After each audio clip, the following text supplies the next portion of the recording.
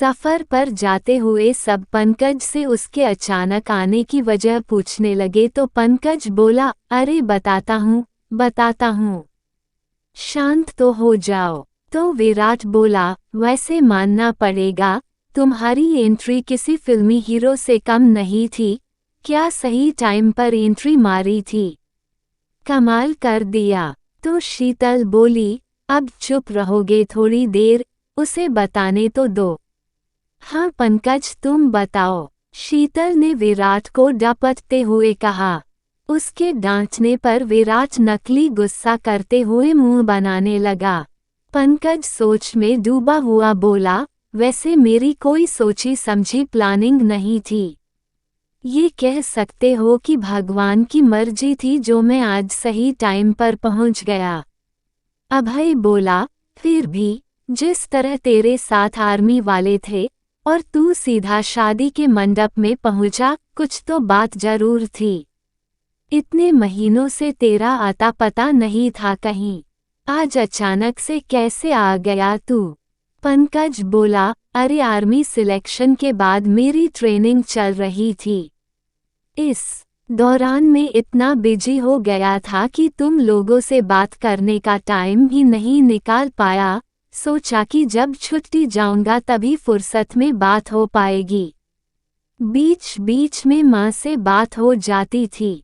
एक दिन उन्होंने बताया कि तुम लोगों रूही और विवेक की शादी फिक्स हो गई है, तो मैं परेशान हो उठा। मैं चाहकर भी कुछ नहीं कर सकता था। फोन भी ले लिए थे हमसे। मुझे लगा कि शादी में वक्त होगा, लेकिन फिर हम तुम्हारे हैं सनम अड़ गए।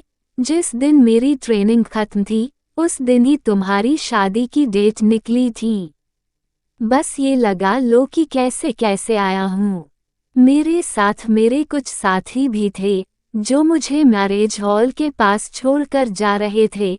तभी हम सबने देखा कि 2 गाड़ियों में कुछ गुंडे भरकर आए और मैरिज हॉल के बाहर उतर गए। मुझे लगा कि जरूर कुछ गड़बड़ होने वाली है, तो मैंने अपने साथियों को रुकने के लिए कहा और उनकी मदद से हॉल के अंदर की गतिविधियों पर नज़र रखने लगा। कुछ देर में माहौल बिगड़ने लगा तो मेरे साथी पिछले दरवाजे से अंदर चले गए और मैंने मेन गेट बंद कर दिया। फिर उसके बाद जो हुआ वो तुम सबको पता ही है। अभय पंकज की पीठ थपथपाते हुए बोला, बहुत अच्छा काम किया तूने, आज हम सबको तुझ पर गर्व है। पंकज बोला, वो सब तो ठीक है, लेकिन तुम्हारे रहते रूही की शादी विवेक भाई से हो रही थी, ऐसा क्यों? तभी विवेक बोला, पूरा रास्ता बाकी है, तसल्ली से बताएगा ये। और इसके बाद अभय और रूही ने अपनी अपनी मजबूरियां बताई। बातें करते करते वो लोग आधे रास्ते पर पहुंच गए।